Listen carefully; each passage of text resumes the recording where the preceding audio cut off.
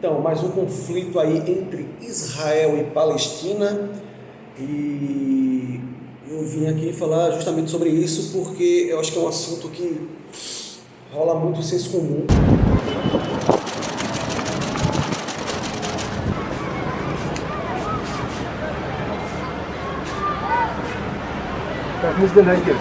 E fica até explicitado, acho que na fala daquela repórter da Globo, acho que ela fica em Londres lá e tal, não sei o que é Cecília Malan, que ela falou algo na linha como, tipo, esse é um conflito tão complexo que não há ninguém no mundo que saiba como resolver. Eu vou falar um pouco sobre a parte histórica, né, o que gerou o conflito e tal, e vou dizer que não é complicado de se resolver não, no meu entendimento.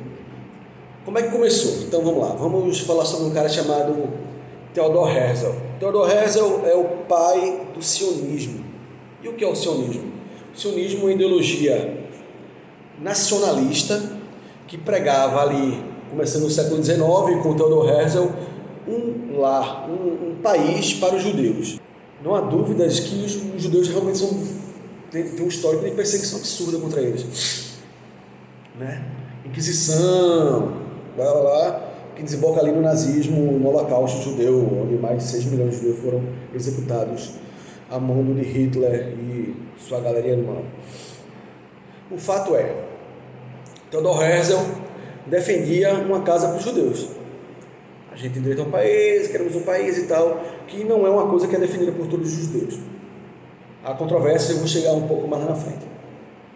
Então é um movimento ideológico nacionalista que ele tem toda uma bagagem histórica e tal. Então é uma coisa que a gente chama como o movimento sionista clássico, que é o que pregava ali Theodor Herzl naquele momento. Uma coisa que quando rola o Holocausto, quando acontece o Holocausto ali na Segunda Guerra Mundial, então eu acho que aí há um ponto de ruptura, que é uma coisa que as pessoas já chamam mais de sionismo moderno. Theodor Herzl se baseava em leituras e interpretações históricas para dizer que sim, ali onde hoje está Israel e era a Palestina, os judeus eram povos originários daquela área, os hebreus, e que houve um êxodo, né, uma diáspora judaica, que eles se espalharam pelo mundo e tal, e ele defendia, depois de tudo que já rola de perseguição, a gente tem direito, e lá é a Canaã. E o que é a Canaã? É a terra prometida. O judeu ele não acredita em Cristo. Então ele acredita que ali é o ponto que vai vir o verdadeiro Messias, vai aparecer ali, na Canaã, a terra prometida, para o povo real de Deus. E o povo real de Deus seriam eles, os judeus. O movimento vai andando e tal, não sei o que, beleza. Em 1932, Hitler é eleito chanceler da Alemanha. Foi eleito. Só que, acho que não precisa me aprofundar muito nisso, a gente sabe o que aconteceu, né?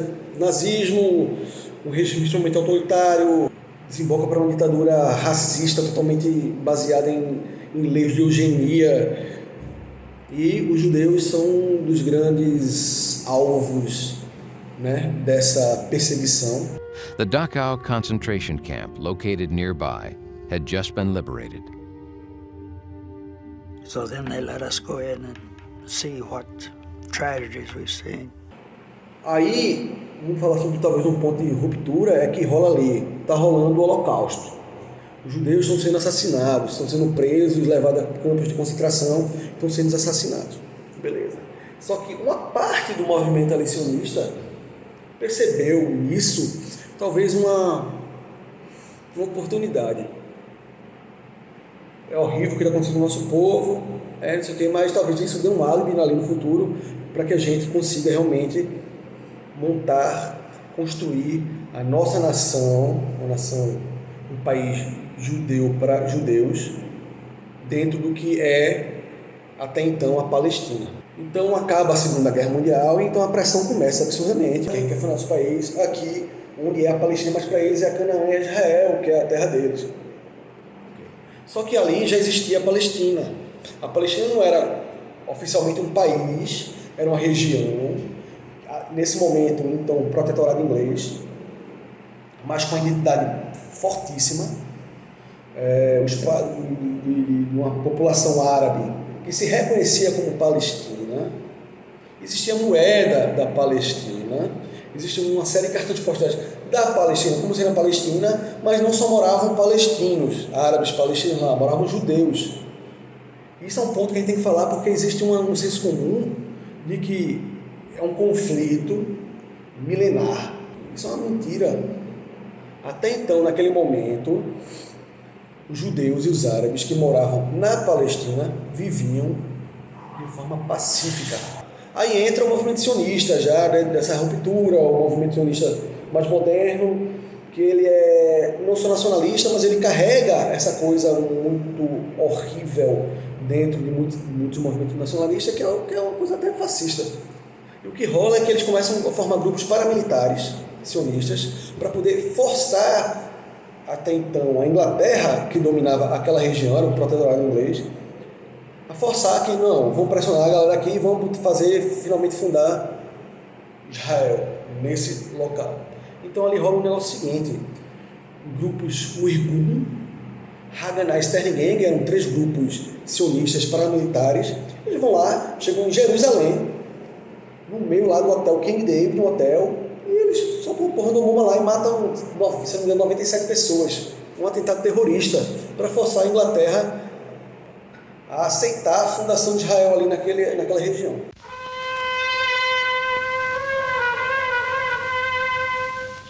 Jerusalem has long been the focal point of the still unsolved problem of Palestine. Although in times of comparative peace, Jews and Arabs live side by side and go about their business in the old city of Jerusalem with apparent calm,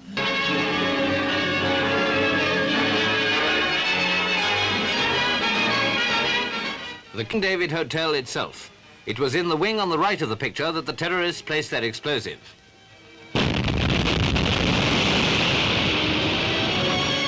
And the result of the crime, the tragic scene, is like a serious incident during the Blitz. É um atentado terrorista, é terrorismo.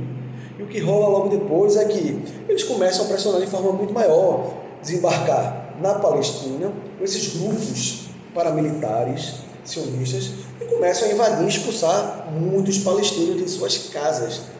Grande parte das cidades israelenses hoje eram cidades palestinas, os caras não construíram do nada, são cidades históricas, milenares. Latest camera records from Palestine show heavy damage in and around the Arab city of Jaffa as Haganah troops move up to new positions along the war-scarred roads.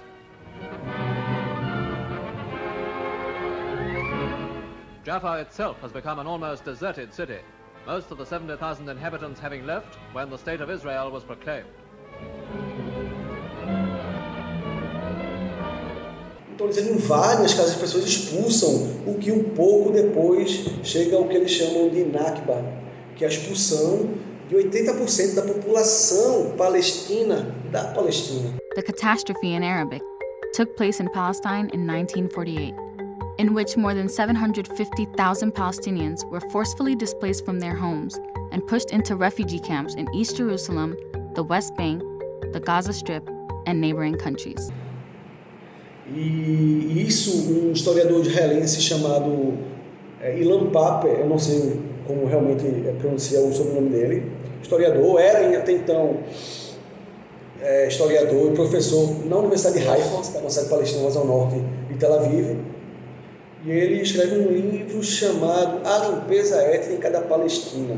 Então ele faz um estudo absurdo e ele prova que a expulsão dos palestinos, a expulsão de 80% dos palestinos de suas casas, de sua terra, é considerado uma política de limpeza étnica, e a política de limpeza étnica é um crime contra a humanidade. É um crime que daria orgulho a Hitler, por exemplo. And it was clear that there were Palestinians on the land. Zionist leaders and common people alike got used to the idea that the only way of making Palestine a Jewish state is by causing the Palestinians to leave. Esse livrinho aqui, eu comprei porque acho que na época não tinha em português, já tem, eu tinha que comprar em espanhol mesmo. A limpeza étnica da Palestina. E posteriormente, aí eu já vou bem para o futuro. Hoje, se eu não me engano, o Ilan Pappé ele dá aula na Inglaterra porque ele foi expulso de Israel pelo Likud. E o Likud, que é o partido de Benjamin Netanyahu, é um partido que surgiu da fusão do Irgun, que era um dos grupos terroristas. Ele se funde, ele forma outra organização, e daí vem o Likud e mostra que ainda contém muito dessa natureza autoritária. Voltando, então os palestinos são expulsos ali, inclusive grande parte da população cristã palestina, os caras são massacrados, não pelos árabes, não pelos palestinos árabes, que todos conviviam de forma pacífica, mas pelos sionistas. E aí vem a ONU e diz, beleza, vamos lá, pá, aqui está posto, Israel é um país.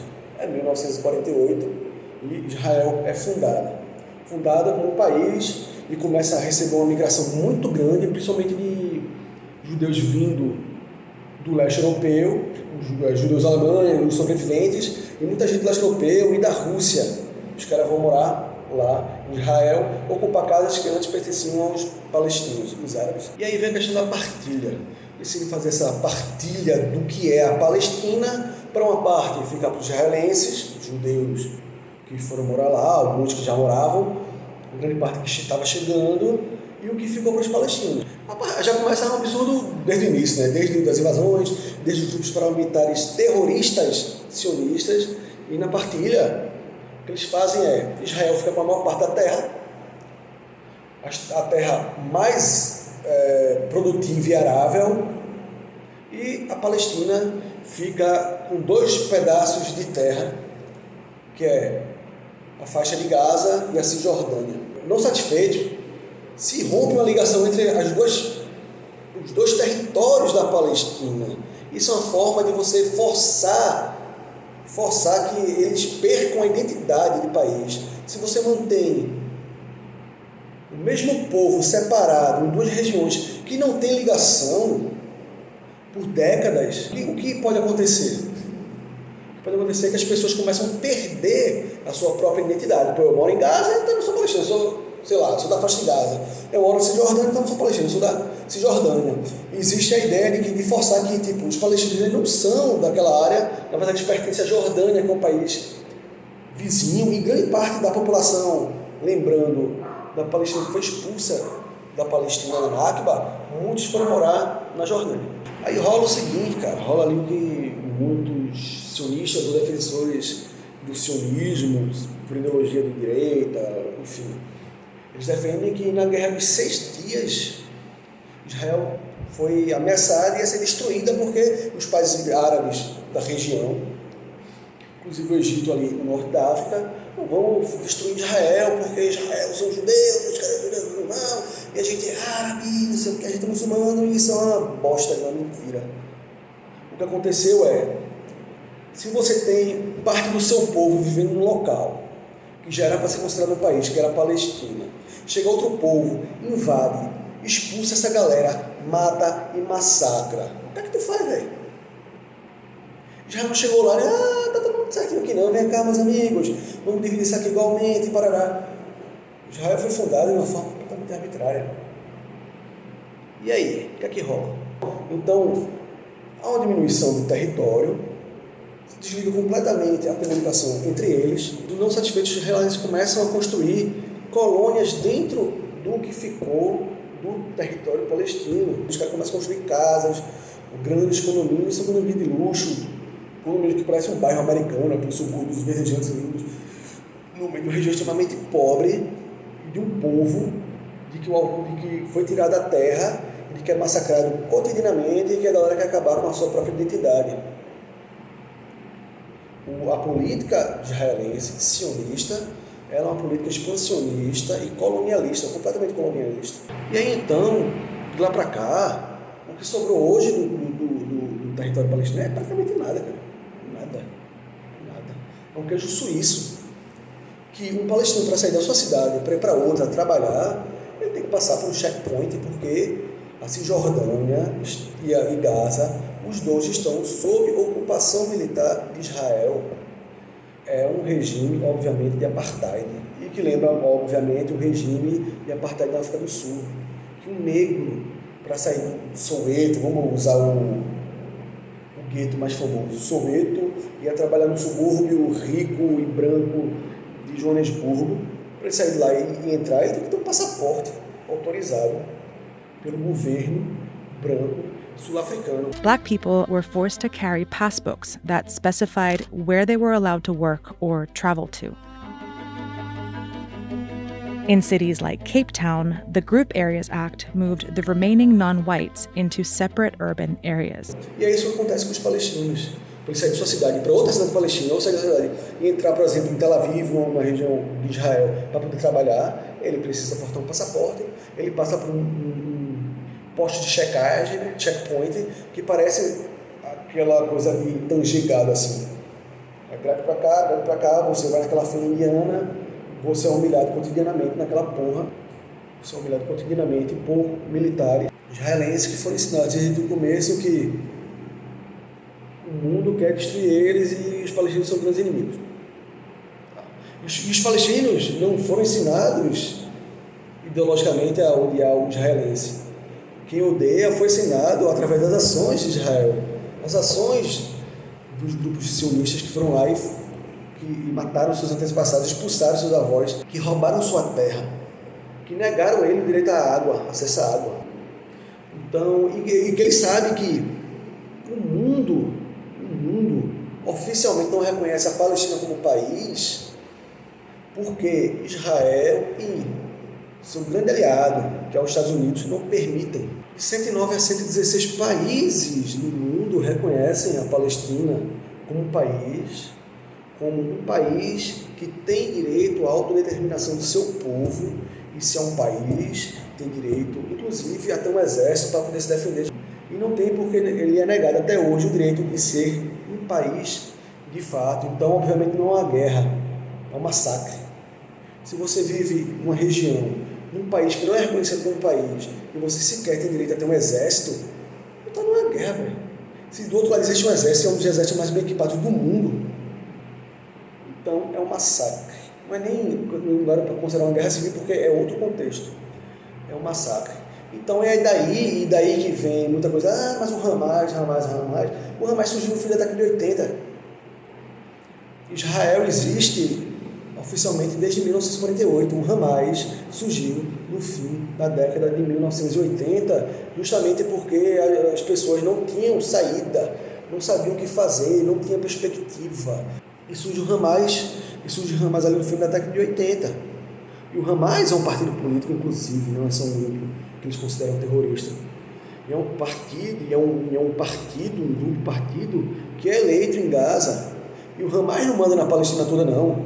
Continuamente tem gente sendo assassinada, morta, não só palestinos, inclusive ativistas europeus e americanos que vão lá. Na Cisjordânia, do outro lado, que é o grupo que domina lá, o Fatah, é outro, que é muito mais de boa, digamos assim, é menos fundamentalista do que o Hamas, tem aquela do Marte. No geral, a Cisjordânia não, o Fatah ele é muito mais de bom, inclusive tem uma visão muito mais progressista em relação até à homossexualidade, por exemplo.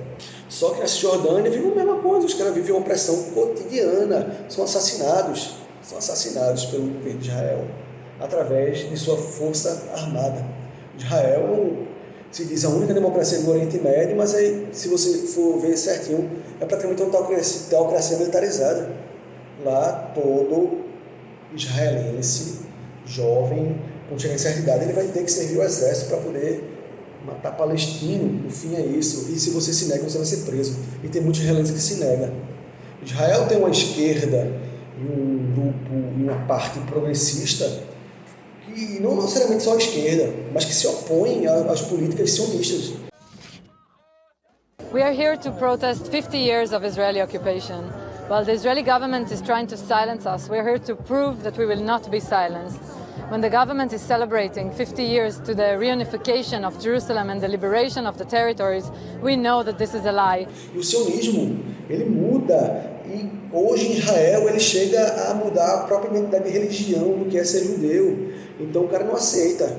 Se você é judeu, como religião, não só como etnicamente falando, se você é judeu, então você tem que ser sionista. E você tem que endossar todos os crimes de guerra cometidos por Israel. My father was in Auschwitz concentration camp. My late mother was in Majdanek concentration camp. Every single member of my family on both sides was exterminated. Both of my parents were in the Warsaw Ghetto Uprising. And it's precisely and exactly because of the lessons my parents taught me and my two siblings that I will not be silent when Israel commits its crimes against the Palestinians. Inclusive o uso de armas químicas. Isso nem é segredo, cara. Isso nem é segredo. Israel tem usado armas químicas indiscriminadamente contra os palestinos e contra crianças palestinas. Fósforo branco é um deles. Ayman, 13 years old boy from Khuza'a, and he was sitting in his home at night. And all his family is a 4 floors house, and they got an explosive bombs inside the house. And while he's running from outside, he had a wound from the phosphorus bombs. Agora, nesse conflito, morreram 9 crianças. Mas não é uma coisa que assim... Pega alguns anos atrás, Israel jogou um foguete e matou 3 crianças que estavam brincando na praia em Gaza. Brincando. Criança como terrorista, sendo explodida.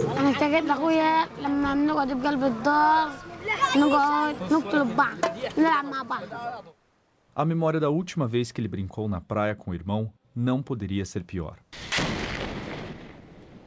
A Força Aérea Israelense diz ter confundido os meninos brincando na areia com militantes do Hamas. Não tem nenhum álibi, não tem holocausto no mundo que use como álibi para poder endossar e aceitar que Israel mate crianças, mate pessoas inocentes e usar sempre a ideia de que, mas o Hamas, foda-se o Hamas surgiu no final da década de 80, antes disso você já estava massacrando a galera. Mas não vamos chegar em paz, e tem isso, alguns não consegue chegar em paz porque não chega em paz. Já teve ali uma das grandes tentativas de chegar entre a autoridade palestina e o governo israelense, mediado pelos Estados Unidos, de vamos apertar a mãozinha aqui e vai ficar tudo em paz.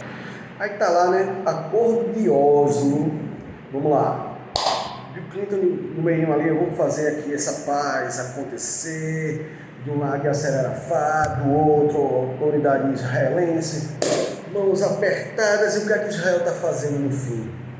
Derrubando casas palestinas para construir colônia para os colonos. E os israelenses colonos, no geral, eles são um paradoxo, né? Uma contradição que existe, é que eles são bem ortodoxos.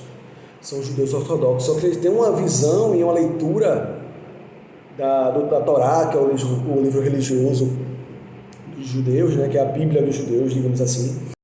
É uma leitura que é muito boa, porque eles pretendem, né? Então eles acreditam que é pela Torá que eles dizem, nós temos o direito de estar aqui, e os ímpios, esse povo que está aqui, que não mais está aqui, é um povo sujo e tal, se referindo aos árabes, os palestinos. Só que existem grupos de judeus ortodoxos, principalmente em Nova York, no Canadá, que eles sempre se oporam completamente a ocupação da Palestina por Israel. E porque eles se opõem? Eles se opõem justamente baseado na Torá. E na Torá diz que os judeus só podem voltar à terra prometida, Canaã deles, que eles acham que realmente é ali na Palestina, quando o verdadeiro Messias deles, dos judeus, chegar lá na terra. Só que o verdadeiro Messias não chegou, então para eles isso é um pecado mortal. Então eles são, inclusive, grandes ativistas a favor do povo palestino e contra o que o povo palestino sofre. Então é isso, e historicamente o sionismo ele se baseou em coisas que são absurdamente, como eu tinha falado no início, fazem até inveja à ideia do que Hitler acreditava de raça superior ariana, porque tem um tipo que diz que o judeu, e eu digo, estou citando sempre sionismo porque eu não concordo, porque não é, o sionismo não representa o judaísmo, não tem nada a ver, nem etnicamente, nem religiosamente, mas ele coloca dizendo que o povo judeu é o povo escolhido de Deus. Então, se ele é o povo escolhido de Deus, ele é um povo superior aos outros povos, né?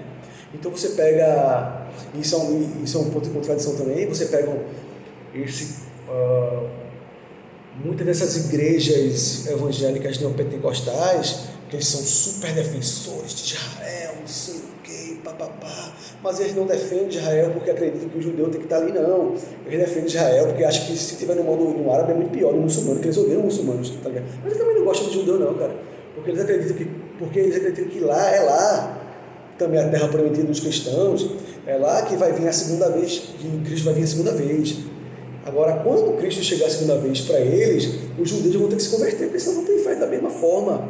Então é só uma aliança de interesses, né? Interesses, como é uma aliança de interesses para os Estados Unidos, porque ter um país ali fortemente armado e rico como é Israel, no meio do Oriente Médio, é uma grande base americana para eles, e como diz Chomsky, né? Noam Chomsky, ele sempre se refere a Israel como se fosse o 51º estado americano, que recebe, inclusive, muito mais grana do governo americano que a grande parte dos estados americanos. Acho que todos os estados americanos, inclusive a Califórnia, que é o estado mais rico. The Pentagon, on the other hand, was very impressed with Israel's military potential. The Israeli military successes, if you look back at the internal record and declassified, the Joint Chiefs of Staff described Israel as the second largest military force in the region after Turkey and a potential base for U.S. power in the region. É uma base americana avançada dentro do Oriente Médio e dentro de uma região que é uma das grandes produtoras de petróleo do mundo.